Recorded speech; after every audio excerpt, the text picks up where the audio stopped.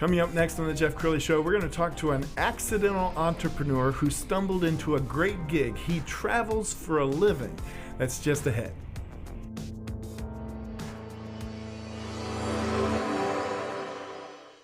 Many are predicting that the worst is yet to come, which is unfortunate, said one person here. Until now, they've enjoyed the reputation of being the nation's icebox. Watched a burglar in his home this morning by webcam. As a journalist of over 25 years, stories are what make my world turn. Reporting live from the Dallas newsroom tonight, Jeff Crilley, Fox 4 News. But in 2008, I took the jump from my familiar life and started a PR firm from my home. We're talking about anyone with a camcorder like the one I'm using becomes a television network. We started slowly growing the company, and we now have over 100 clients, and we've branched into the world of live digital broadcasting. I now own 8 different TV studios and have a huge team, and the stories that I now get to share are sometimes the most important of my life. Life has a funny way of coming around full circle. This is the Jeff Crilley Show.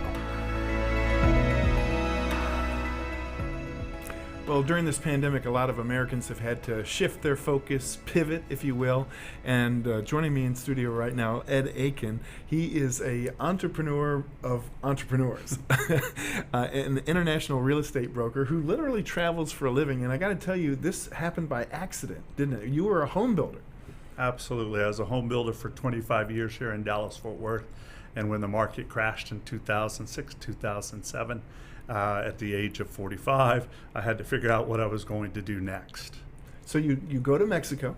Yeah, moved to Playa del Carmen, Mexico, and worked for a hotel/developer, Capella, where we had what Discovery Channel said in 2007 was the prettiest beach in the world, was Maroma Beach. And I had 1.5 miles of it to market and sell. No kidding. And at the time, you were a home builder, but you didn't know anything about marketing and selling real estate necessarily. Absolutely not, other than selling my own houses. Didn't have a license, and as in Mexico, there was no licenses at the time, so it was a new opportunity for me. So then you come back to America, get your real estate license, and then what happens? Yep, came back, got my real estate license, and went to work for Caldwell Banker. I was there a short time, and I had an opportunity to move back to another beach and work for a broker and market and sell the 2 tallest towers on South Padre Island. So I jumped back at the opportunity to be on the beach, and I went down there for a year. And you, how many days a year are you normally traveling?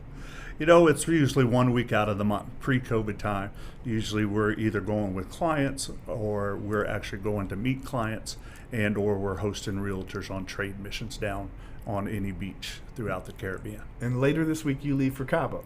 Cabo is our next trip. We're down there. I recently got a new listing for $13 million. It's called Rancho Gaspariano. So we're going down there to meet the client for the first time and discuss a game plan on how we sell the property for them. And you just have these amazing properties. We found one on your Facebook page we want to share with you. This is near Acapulco.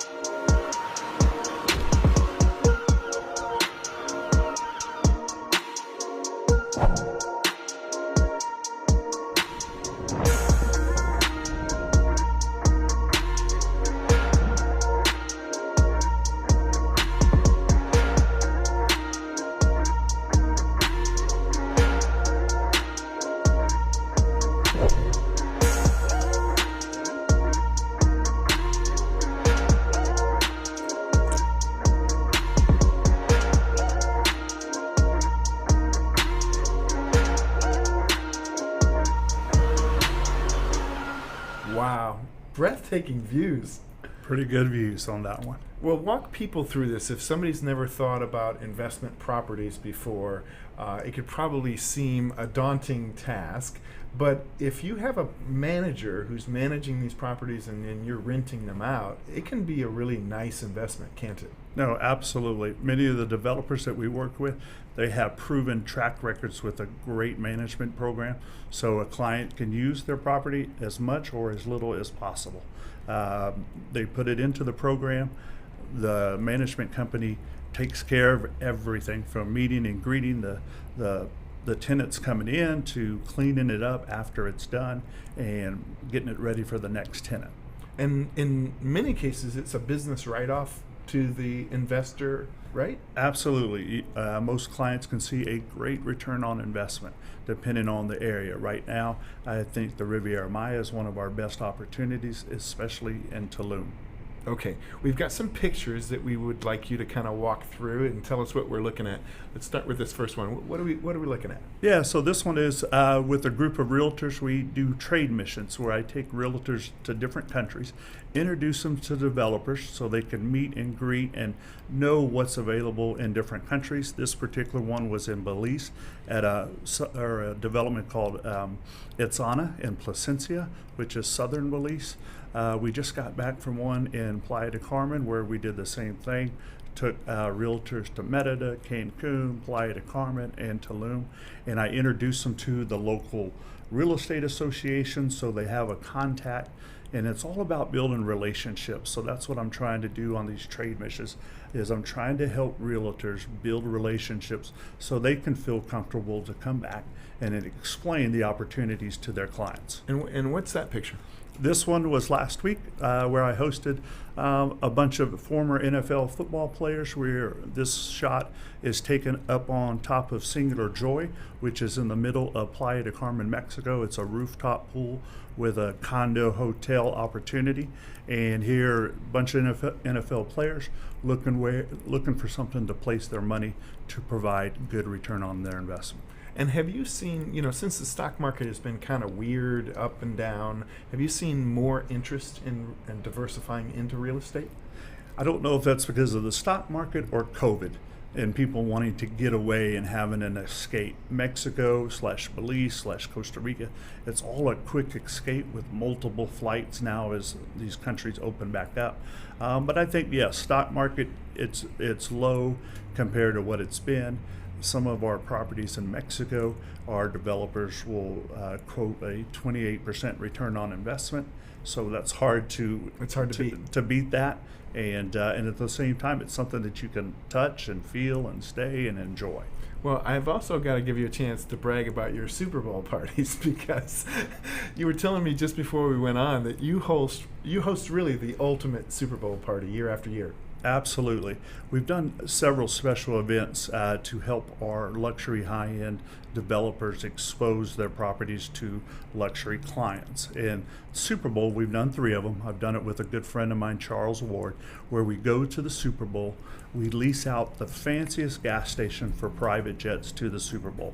And what does that get us? That usually gets us 200 to 300 jets flying in for the Super Bowl. Wow. And we do this with help of sponsors. Example, Bentley Cars, Rolls-Royce, Maybach. They've all made it a point to be one of our sponsors during this deal, because they can meet 300 jet owners in 5 days, which our party goes for 5 days. Same thing with Bombardier Jets. We've had Bombardier Jets there to meet jet owners, because you never know, they may need a new jet. And the main purpose for us is to share one of our beachfront properties. And you get like A-list talent, don't you? Yes, we get some pretty talented people. The last one in Houston, Lady Gaga was there, Bruno Mars, Money Mayweather, A-Rod, both teams that participated in the Super Bowl came into our party. And if you watch our video, you'll see one special plane that almost everybody recognizes, and that's Air Force Two, as Vice President Mike Pence flew into our party. That's pretty cool. Yeah, it was pretty cool. For a guy that got hammered during the 2008-2009 recession to bounce back the way you did, very, very inspiring. I wouldn't change much. I really enjoy what we do. Outstanding. We're going to go ahead and put the website up so everybody can get in touch with you. EakinGroup.com is the website. Ed Eakin, thank you so much for coming on the show. Man, I appreciate it. Thank you a bunch. You bet. And that's it for now. We'll see you next time.